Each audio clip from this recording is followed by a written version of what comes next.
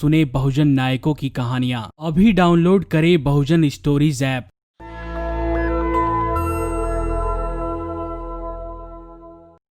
Patreon और अन्य माध्यमों से नेशनल दस्तक का सहयोग करने वाले सभी दर्शकों का बहुत बहुत शुक्रिया। आपके सहयोग से ही बहुजन मीडिया को नई ऊंचाई मिल रही है और मनोबल और अधिक बढ़ रहा है। आशा है आगे भी आप हमें ऐसे ही सपोर्ट करते रहेंगे। धन्यवाद। वरिष्ठ वकील प्रशांत भूषण ने सुप्रीम कोर्ट द्वारा उनको दिए गए नोटिस का जवाब देते हुए कहा कि chief justice of India supreme court नहीं है। प्रशांत भूषण ने कहा कि मत की अभिव्यक्ति से अदालत की अवमानना नहीं हो सकता है। आपको बता दें कि कुछ दिनों पहले सोशल मीडिया पर चीफ जस्टिस ऑफ इंडिया की फोटो वायरल हुई थी, जिसमें सीजीआई 50 लाख की मोटरसाइकिल पर बैठे हुए थे और उन्होंने न मास्क लगा रखा था और ना ही हेलमेट पहन रखा था।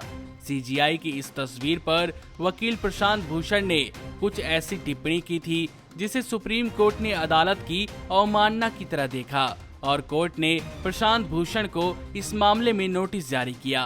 कोर्ट के इस नोटिस का जवाब देते हुए वरिष्ठ वकील ने कहा, मत की अभिव्यक्ति से अदालत की अवमानना नहीं हो सकती, भले ही वह कुछ लोगों के लिए अरुचिकर या अस्वीकार हो।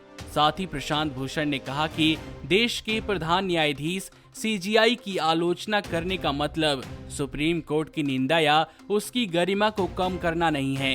वरिष्ठ वकील ने 142 पन्नों में कोर्ट के नोटिस का जवाब देते हुए यह बातें कहीं। आपको बता दें कि कोर्ट ने 22 जुलाई को प्रशांत भूषण को नोटिस दिया था। कोर्ट ने न्यायपालिका के खिलाफ उनके 2 कथित अपमानजनक ट्वीट को लेकर शुरू की गई आपराधिक अवमानना कार्रवाई पर 5 अगस्त को सुनवाई के लिए नोटिस जारी किया था। सुप्रीम कोर्ट ने प्रशांत भूषण के ट्वीट को न्याय प्रशासन की छवि खराब करने वाला बताया था। वहीं प्रशांत भूषण ने वकील कामिनी जायसवाल के माध्यम से दायर 142 पन्नों के जवाब में सुप्रीम कोर्ट के फैसले से असंतोष को रोकने, अदालत की अवमानना पर पूर्व तथा मौजूदा न्यायाधीशों के भाषण का भी जिक्र किया।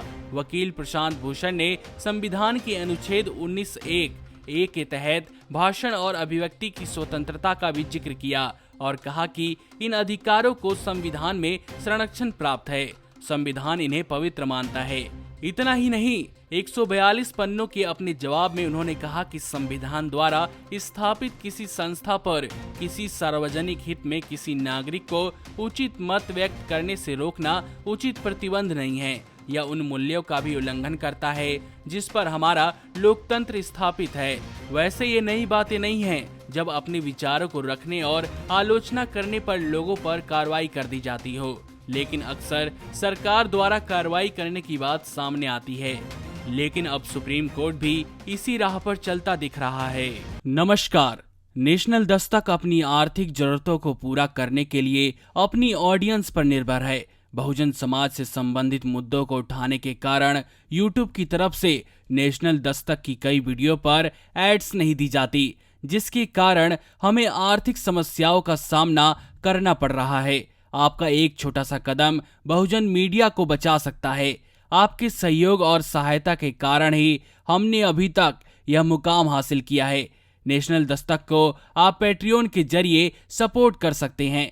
इसके साथ ही आप अन्य माध्यमों जैसे यूपीआई, गूगल पे, डेबिट कार्ड, वॉलेट, फोन पे आदि से भी हमारी मदद कर सकते हैं, जिसका लिंक वीडियो के नीचे डिस्क्रिप्शन में डाल दिया गया है। पैट्रियन पर आप हमें प्रतिमाह $2 यानी 140 रुपए प्रतिमाह से हमारे साथ जुड़ सकते हैं। दूसरे माध्यमों में राशि की कोई सीमा नहीं है। आपके सहयोग से ही बहुजन मीडिया को एक नई दिशा मिली है और इसे अभी एक नए मुकाम तक लेकर जाना बाकी है, जो आपके साथ के बिना संभव नहीं है। आपसे डायरेक्ट फंडिंग से हम आपके अधीन हो जाएंगे और एक स्वतंत्र मीडिया के तौर पर समाज की आवाज को बुलंद कर पाएंगे। धन्यवाद। नेशनल दस्तक को देखने वालों से अपील है कि वह नेशनल दस्तक के सपोर्टर फॉर्म को भरें ताकि हम सीधे आपसे जुड़ सके। नेशनल दस्तक की आपसे गुजारिश है कि अगर इसको बचाना चाहते हैं तो नेशनल दस्तक को सब्सक्राइब करने के लिए रेड कलर के सब्सक्राइब बटन को दबाएं, फिर बेल आइकन की घंटी दबाएं। नेशनल दस्तक को बचाने के लिए बहुत जरूरी है कि हर खबर को शेयर करें, लाइक करें, कमेंट जरूर करें।